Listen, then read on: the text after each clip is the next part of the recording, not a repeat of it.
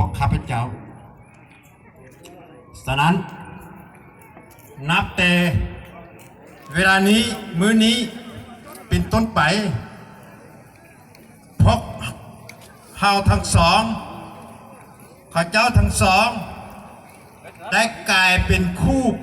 ผัวเมียที่ถูกต้องตามระเบียบกฎหมายและฮีตของประเพณีณโอกาสอันสง่าราศีนี้ข้าพเจ้า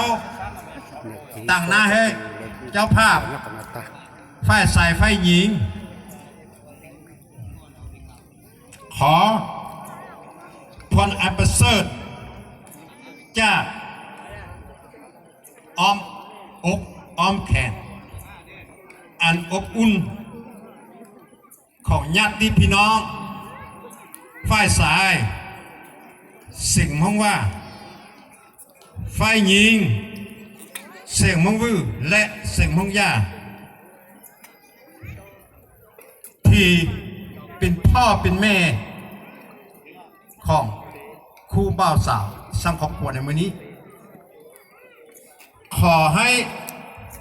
คู่สังครอบครัวใหม่ของพวกหลานทั้งสอง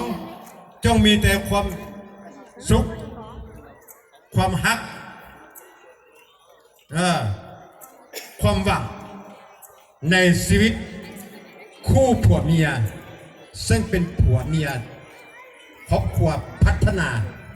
ปฏิวัติใหม่จนเท่าสั่วกาลนานอีกทีหนึ่งข้าพเจ้าขอแสดงความ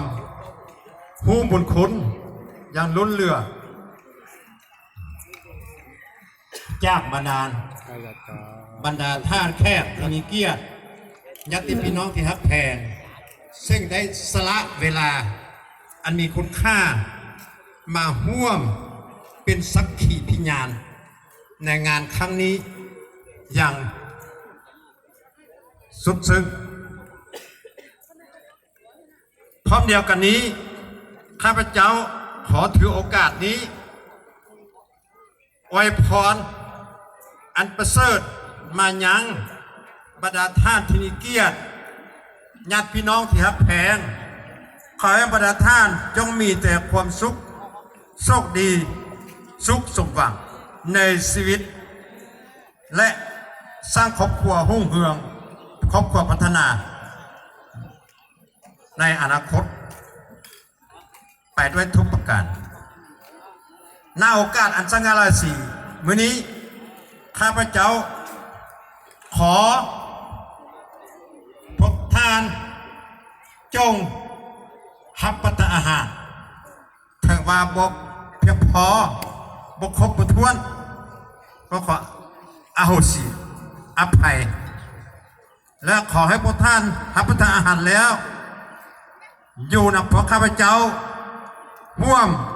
มวลซืนตามประเพณีเท่าที่ควรต่อไปนี้ซืนส่วนเจ้าภาพทางฝ่ายชายฝ่ายหญิงพรไว้แค่ที่มีเกียรติเพื่อนนิติแพงยกจอกดื่มเพื่อความสุขของครอบครัวกับเจ้าหลานทั้งสองขอขอบใจ